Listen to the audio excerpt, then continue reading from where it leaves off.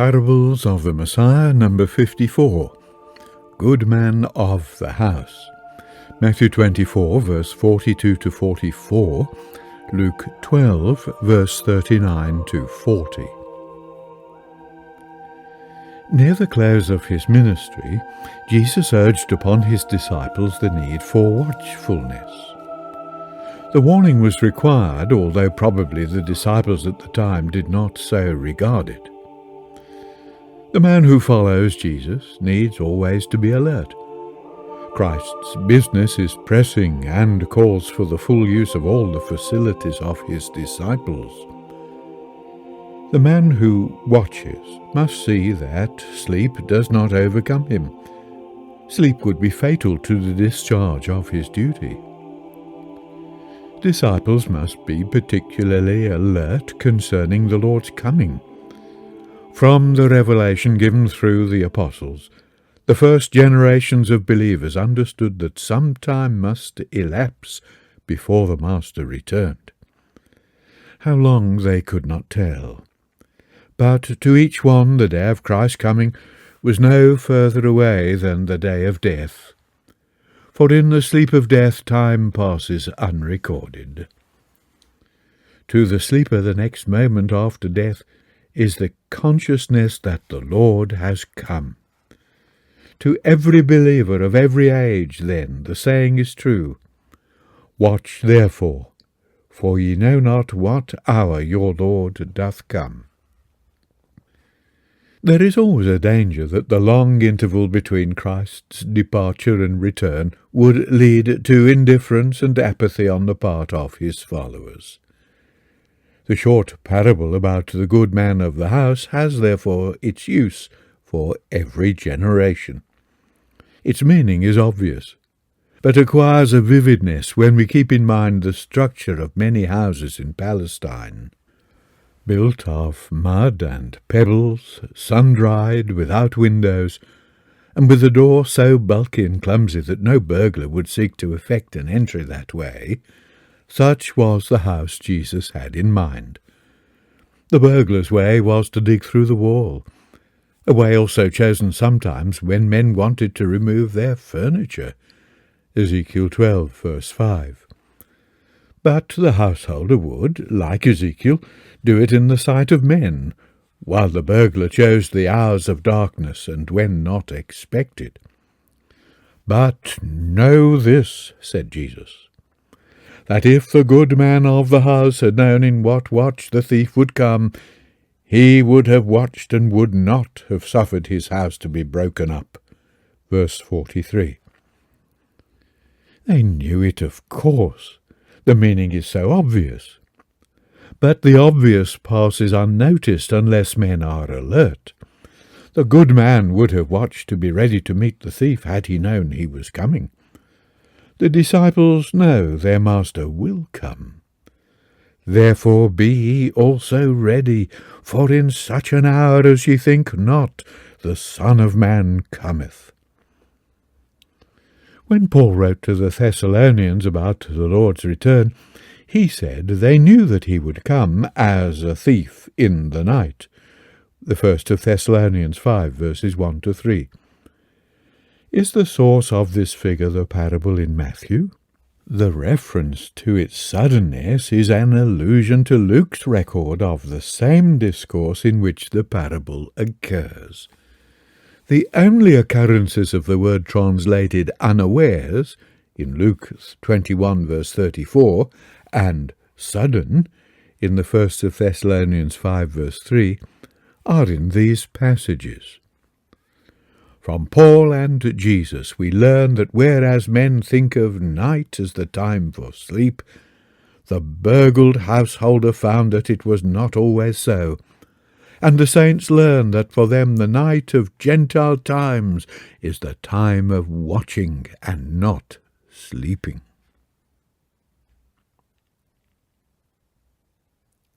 Parables of the Messiah, number 55. The faithful and evil servants.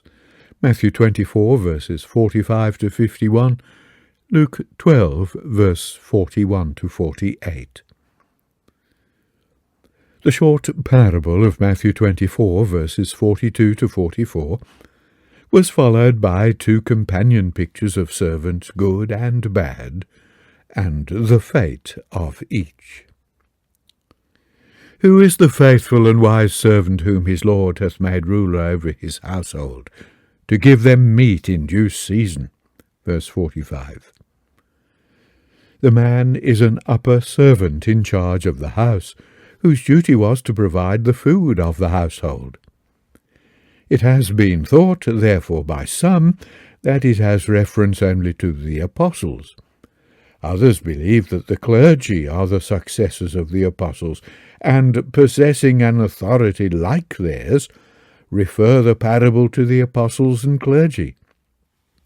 Pastor Russell, founder of the movement which has developed into Jehovah's Witnesses, claimed that the faithful and wise servant was none other than himself, and the teaching of his book, Ransom for All, was meat in due season.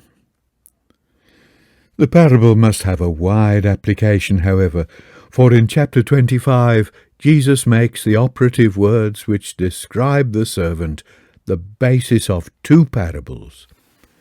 The parable of the virgins brings out the wise phase, and the parable of talents the aspect of faithfulness. These 2 parables are essential parts of the same discourse as that recorded in chapter 24, and but for the chapter break would be readily recognized as an expansion and application of his question. Who is the faithful and wise servant?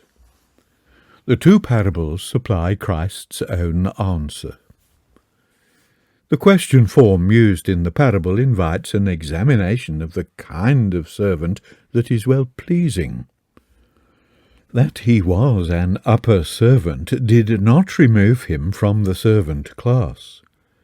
There are teachers, exhorters, and arranging brethren, but all are brethren. Elders are to be esteemed for their work's sake, and appreciation shown of those who labour in the word and doctrine. There are apostolic principles which are easily overlooked in a democratic age. Brethren with the duties of exhorting and teaching, if faithful and wise, provide meat in due season. The word is suited to the occasion, the essential aim being the building up in faith and knowledge of the word, exhorting to obedience to the commandments of Christ. The speaker with only one theme, which he develops in season and out of season, does not provide a balanced diet. The responsibility of the brother who speaks to his fellow believers is great, but so also will be his reward if he is faithful. The unfaithful and foolish servant, the evil servant, Jesus calls him, deluded by the uncertainty of his Lord's return, smites his fellow servants and becomes a glutton and a drunkard. The smiting of servants is hateful to the Lord, and the words call for sober thought. They have sometimes been used by those who are not zealous for maintaining the truth, to abuse men who endeavour faithfully to do so. The words are no excuse for toleration of things the Lord disapproves.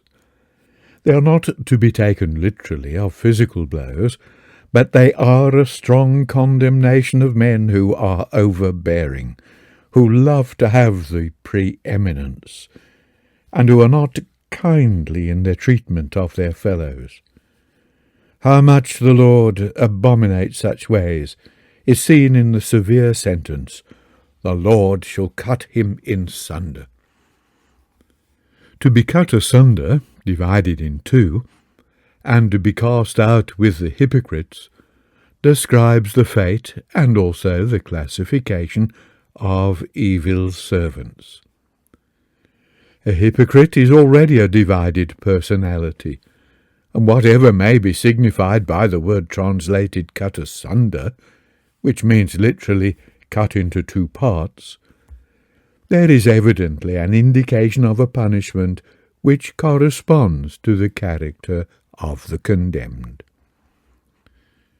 Luke's record of the parables of the good man of the house and of the faithful and unfaithful servants relates them to an earlier period in the ministry than Matthew's Gospel. Luke also adds 2 further comments concerning the punishment of disobedient servants. The servant who tyrannizes over his fellow servants is cut asunder. His is a positive and grievous fault. There are, however, faults not so serious, which call for appropriate punishment. The one who knows his Lord's will and fails to do it is beaten with many stripes. But the one who makes mistakes in ignorance will receive few stripes. The last half of Luke 12, verse 48, appears to enunciate the principle of the parables of pounds and talents. A man who receives a gift has to make a return proportionate to the size of the gift. If a man has committed to him a deposit, then more is looked for in return than he received. In the same way, defection of duty calls for varying punishments.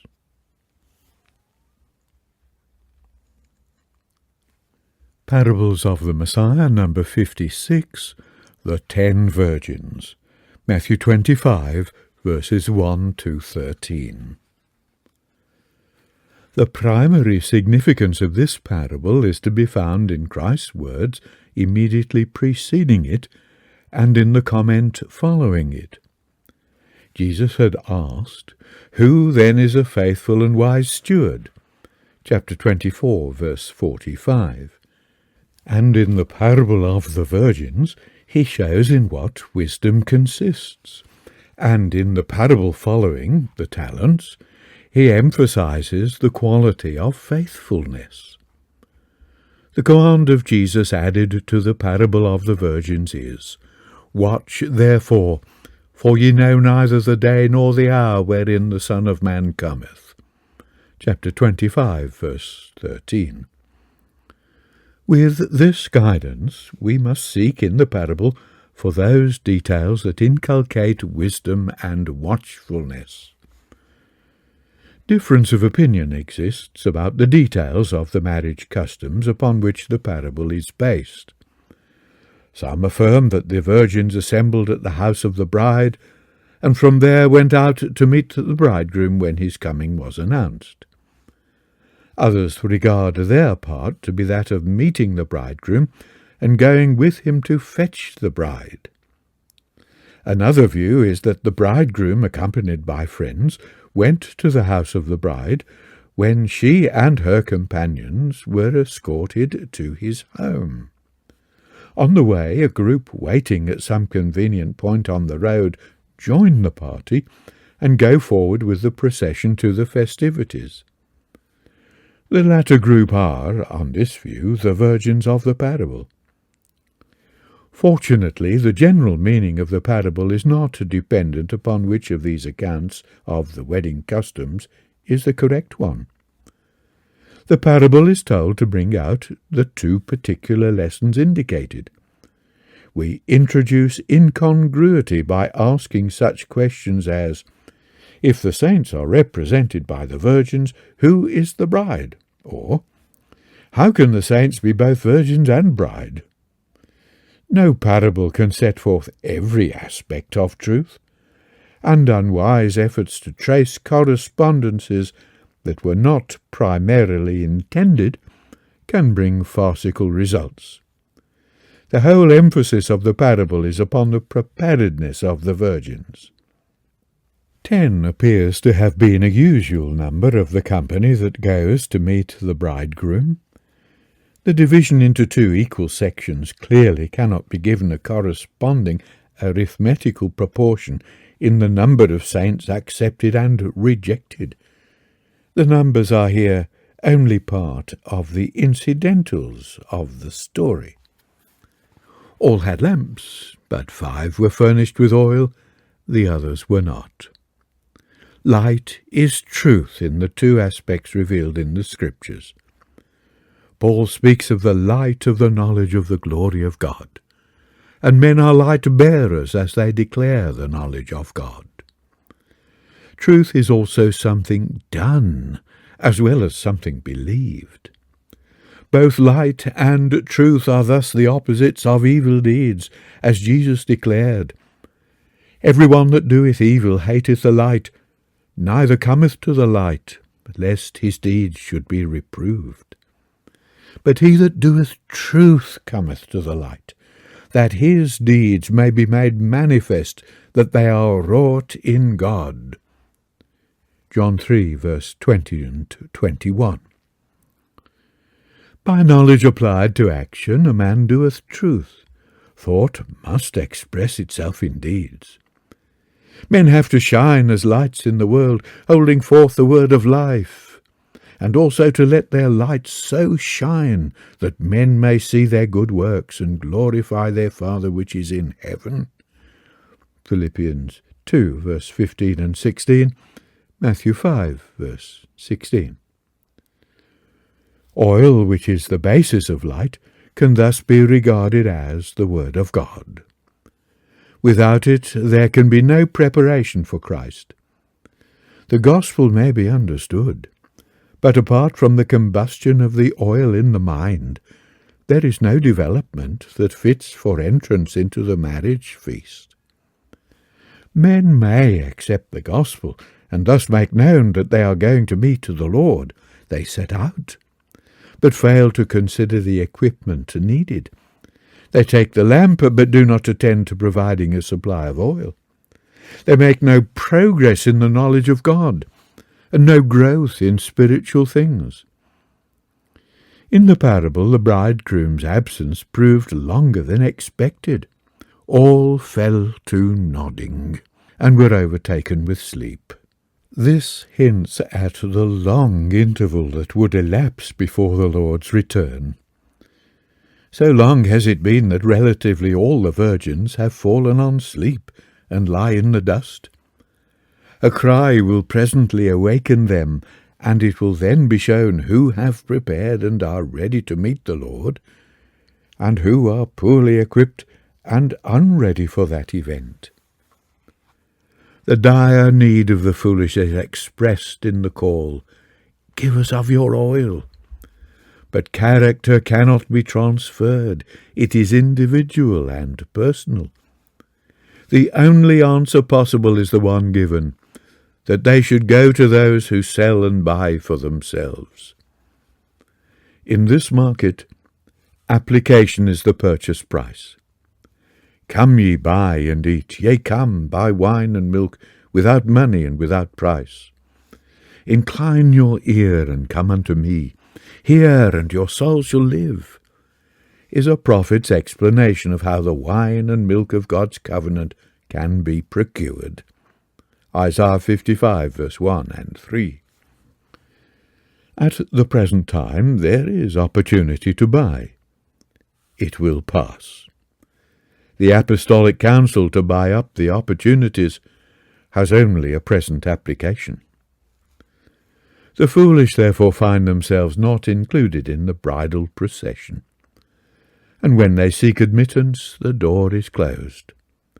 Demands for admission bring only the answer, "I know you not." The form of the petition, "Lord, Lord," and of Christ's answer, "I know you not," links the parable with the similar sayings in the Sermon on the Mount. Not every one that saith unto me, Lord, Lord, shall enter into the kingdom of heaven, but he that doeth the will of my Father which is in heaven. Many will say to me in that day, Lord, Lord, have we not prophesied in thy name, and in thy name have cast out devils, and in thy name have done many wonderful works? And then will I profess unto them, I never knew you. Depart from me, ye that work iniquity. Matthew 7, verse 21 to 23. The protest, I never knew you, occurs both in this quotation from the Sermon on the Mount and in the parable of the virgins. In the one there is empty profession, in the other empty oil vessels. In both there has been failure to do. The verses which follow in Matthew 7, verse 24 to 27, continue the instructions that hearing and doing are both essential for approval. These parallels confirm that the application outlined is the one intended by Jesus. Watch, therefore, is Christ's counsel. Be on the alert, not so much in looking for the coming one as in recognizing the need for being ready to meet him when the call comes. The preparation is continuous, calling for patience and perseverance. Procrastination is a thief of opportunity as well as of time, and opportunity closes with the coming of sleep. There will be time is a vain cry, for not only is there irreparable loss, but such an attitude lulls the mind into a false security. Ye know not the day nor the hour of his coming. Only today is ours.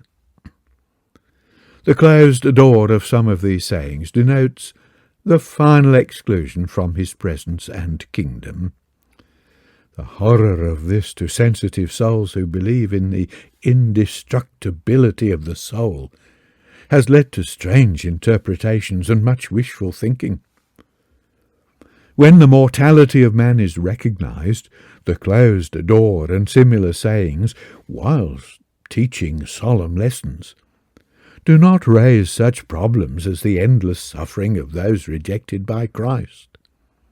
When death, cessation of being, is seen to be the inevitable result of disobedience, the exclusion of those who do not apply themselves to preparation presents no moral difficulty. Jesus himself uses the word fit as a qualification for God's kingdom. The unfit pass away as though they had never been. The parable gives a picture of what we'll obtain when the Lord comes.